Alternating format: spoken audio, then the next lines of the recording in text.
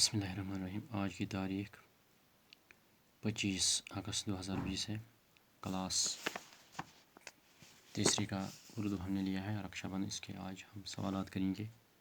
پہلا سوال ہے، اس تہوار کو رکشا بندھن کیوں کہتے ہیں؟ رکشا بندھن اس کا جواب ہم لکھیں گے چونکہ اس تہوار کے دن بہنیں بھائیوں کی کلائیوں پر راکھیاں باندھ کر ان کے لیے نیک خواہشات کا اظہار کرتی ہیں، ان کو خوشحالی اور لمبی عمر کی دعائیں دیتی ہیں، جبکہ اس کے عوض بھائی بہنوں کی رکشا کرنے کا عہد کرتے ہیں۔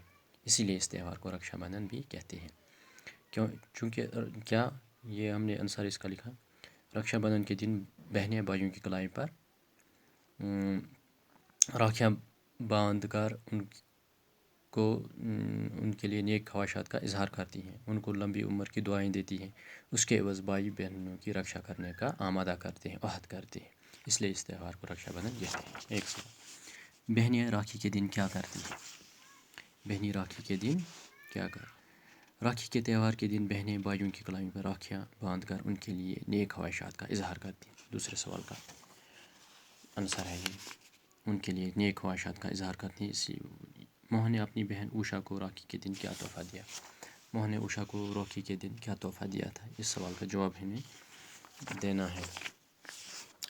موہن نے، چونکہ جب ہم نے یہ سبق پڑھا تھا تو ہم نے اس میں پڑھا تھا کہ موہن نے تھالی میں کچھ روپے رکھے، جب اس کی بہن نے اوشا نے اس کی راکھی میں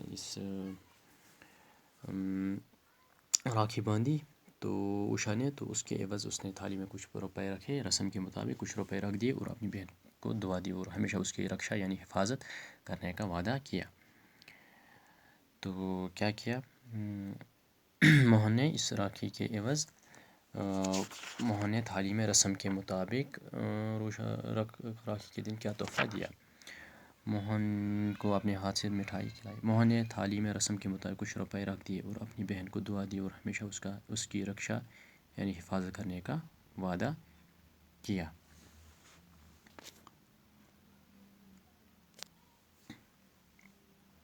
اس میں کچھ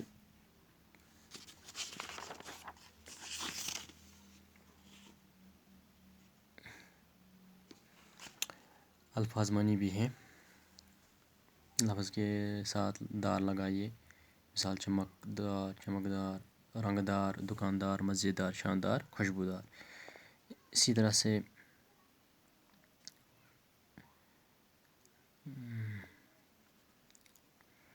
مناسب لفظ تلاش کر کے خالی جگہیں پر کیجیے۔ اس نے موہن کی کلائی پر راکھی باندھی۔ اسی طرح اوشا نے موہن کے ماتھے پر تلک لگایا۔ رانی نے یہ راکھی بھیج کر آپ کو اپنا بھائی بنایا۔ یہاں پر رسم ہے کہ بہن اپنے بھائی کی کلائی پر راکھی باندھتی ہے۔ آج کے لیے اتنا ہی۔